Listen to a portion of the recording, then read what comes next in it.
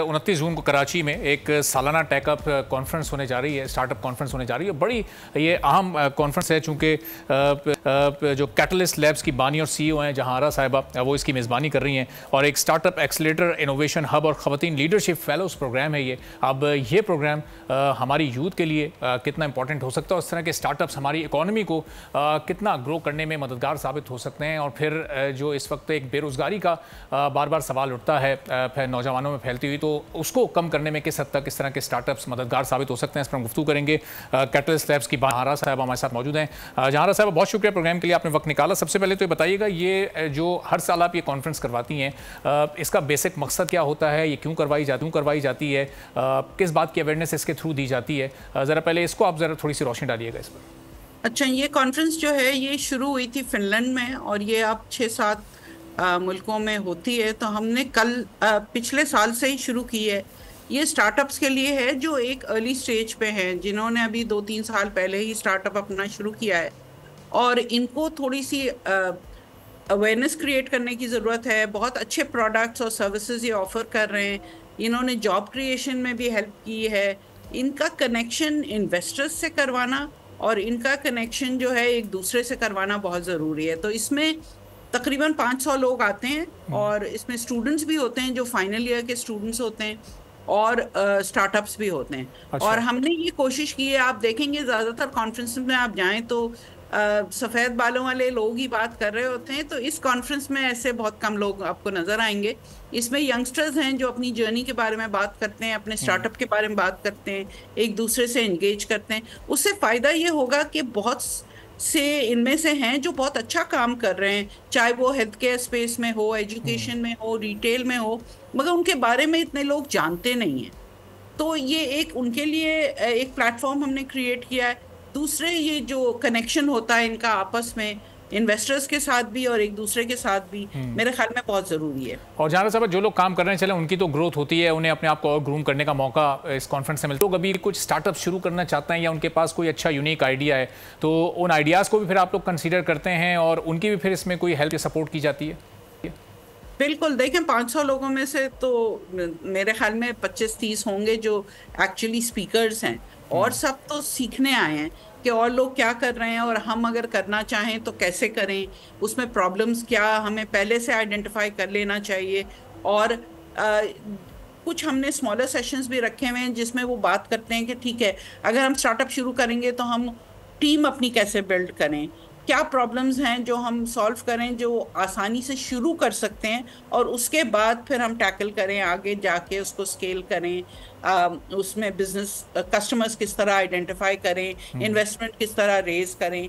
ये सब चीज़ों की छोटी ग्रुप्स में भी डिस्कशन है, जिसमें नए जो हैं, जैसे स्टूडेंट्स जो अभी ग्रेजुएट कर रहे हैं, अगर जॉब्स नहीं मिलते तो फिर कुछ तो शुरू करें ना जिससे उनका घर चलता रहे और वो आगे जाके अगर वो अच्छा काम करेंगे तो जाहिर है स्केल अप करेंगे तो सिर्फ फिर पाकिस्तान में वो लिमिटेड नहीं हो सकता। बिजनेस हो सकता है कि वो आगे चल के वो बाहर के मुल्कों में भी वो प्रोडक्ट्स और सर्विसेज ऑफर कर सकें। सही। तो और अगर उनका स्टार्टअप, देखें हम लोगों को डर लगता है बहुत फेलियर से, मगर उनका स्टार्टअप फेल भी हो जाए, उसमें जो लर्निंग्स उनकी होंगी, वो जो है ना, वो अगर कोई कंपनी उनको हायर भी करेगी ना, तो वो जितनी एक्सपीरियंस उनका होगा वो उस कंपनी के भी काम आ सकता है। तो मैंने ये देखा है जो स्टार्टअप करता है वो बहुत अच्छा एम्प्लॉय भी बन जाता है अगर उसको ज़रूरत पड़े।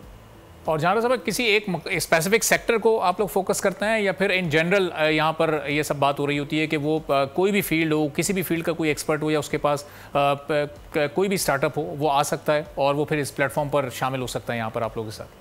नहीं, कोई एक सेक्टर को हम नहीं कर रहे हैं, इसलिए कि देखें पाकिस्तान में प्रॉब्लम्स तो हर सेक्टर में हैं हमारे पास, चाहे वो एजुकेशन हो, चाहे हेल्थ केयर हो, चाहे वो फ्लडिंग वगैरह हो, सस्टेनेबिलिटी, क्लाइमेट चेंज हो, हर तरह के सेक्टर्स के बारे में यहाँ बात भी होती है। और स्टार्ट करने में आइडेंटिफाई करें प्रॉब्लम और उसके ऊपर फिर आप सोल्यूशन फॉर्म करें।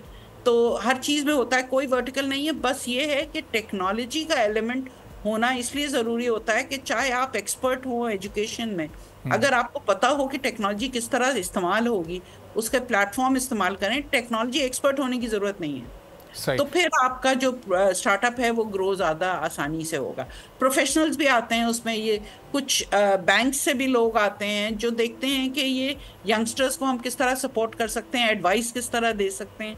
तो मेरे ख्याल में ये बहुत अच्छा एक वो है जिसमें लोग एक साथ मिल के एक दूसरे के प्रॉब्लम सॉल्व करने का तरीका जो है ना वो ढूंढते हैं। और जहां साहब, चूंकि ज़ाहिर है एक हमारे माशरे में आप समझे कि एक शॉर्टकट एक ऐसी टर्म है जो कि इस वक्त लोगों में सराहियत करती जा रही है कि ओवरनाइट लोग कैसे कामयाब हो जाएं, कैसे अपने बिजनेस को बड़ा कर लें।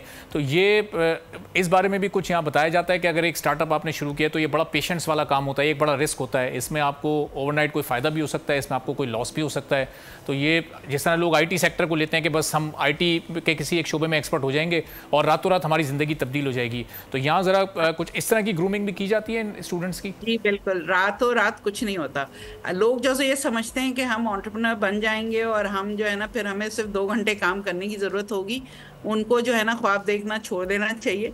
इसलिए कि जब आपकी अपनी बिजनेस होती है तो आप 24 घंटे भी काम करते हैं और पूरे हफ्ते भी काम करते हैं। मेहनत का काम है, जितनी मेहनत करेंगे उतना आपका जो रिजल्ट है वो अच्छा होगा। और ये है कि इससे लिए भी तैयार हों कि शायद चल जाए और बहुत अच्छा चले, और शायद फेल हो जाए तो नेक्स्ट वाला जो है बहुत अच्छा चल जाए। हमारे पास एंटरप्रेन्योर्स ऐसे हैं जिनका पहला स्टार्टअप फेल हो गया, दूसरा स्टार्टअप फेल हो गया, मगर तीसरा बहुत सक्सेसफुल है। तो पेशेंस की भी ज़रूरत है, और ये है कि डिप्रेस नहीं होना चाहिए अगर कोई चीज़ काम नहीं कर रही है।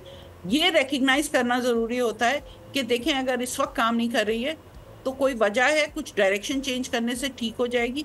इसीलिए हम उनको मेंटोर्स से भी कनेक्ट करते हैं कि देखिए कोई आपको एडवाइस देने वाला होना ज़रूरी है। और इन स्टार्टअप्स के लिए बुनियादी ज़रूरियात जहां साहब वो क्या होती हैं? वो किसी भी शख्स की इंटेलिजेंस होती है, किसी के पास इंटेलिजेंस है तो फाइनेंस नहीं है, किसी के पास फाइनेंस है तो वो उसकी शायद वो ग्रिप नहीं है अपने उस स्टार्टअप पर या बिजनेस पर। अब अगर ये दोनों चीज़ें किसी के पास मौजूद नहीं है तो फिर उन लोगों को किस तरह फिर आप हेल्प आउट करते हैं? देखिए हर शख्स एंटरप्रेन्योर नहीं बन सकता, स्टार्टअप नहीं बन सकता है। ये वही हैं जो बहुत ही पैशनेट हैं कि ये मुझे ये प्रॉब्लम सॉल्व करना है, उसकी वजह से उनको नींद भी नहीं आती कि ये प्रॉब्लम मैं सॉल्व कर सकता हूँ या कर सकती हूँ। और उसमें ख़वातीन भी बहुत से प्रॉब्लम सॉल्व कर रही हैं कि ये जो है मुझे करना ही करना है। तो फिर वो ढूंढते हैं कि हम और किसको इन्वॉल्व करें इसमें, चाहे दोस्त हैं, रिश्तेदार हैं। रिश्तेदार तो मुश्किल होता है, ज़रा ना ही करें तो बेहतर है, इसलिए कि आप बिजनेस ख़त्म होने के बाद ऐसा ना हो कि रिश्तेदारी भी ख़त्म हो जाए। तो कॉलीग्स के साथ और लोगों को जो एक्सपर्ट्स हैं उस एरिया में उनको इन्वॉल्व करें। अगर आप टेक्नोलॉजी में एक्सपर्ट हैं तो दूसरा आदमी शायद मार्केटिंग का एक्सपर्ट हो, तीसरा आदमी फाइनेंशियल एक्सपर्ट हो। तो इस तरह के स्किल सेट ज़रूरी होते हैं। तो अकेले करना बहुत मुश्किल होता है, तो ऐसे रिकग्नाइज करें लोगों को जिनके साथ मिल के करें और फिर आप प्रॉब्लम सॉल्व करना शुरू करें। तो इसमें परसिस्टेंस की ज़रूरत होती है, ग्रिट की भी ज़रूरत होती है, और ये है कि रिकग्नाइजिंग कि ये प्रॉब्लम कब तक हम इसको परस्यू करें या कब स्टॉप करके कुछ और करें। ये नहीं कि ये मेरा बच्चा है अब ये जो है ना जब तक मैं नहीं ये सॉल्व ही करना है मुझे, चाहे हो रहा है या नहीं हो रहा है। शायद ना हो, मे बी गलत वक्त है उसका लिए, अभी नहीं है तो शायद 2 साल बाद वो आइडिया राइट हो। मैंने ये भी देखा है कि अक्सर राइट टाइम पे आपने नहीं शुरू किया है तो नहीं चलेगा, मगर वो आइडिया बहुत अच्छा था। सब्सक्राइब करें और बेल दबाएं ताकि कोई खबर रह न जाए।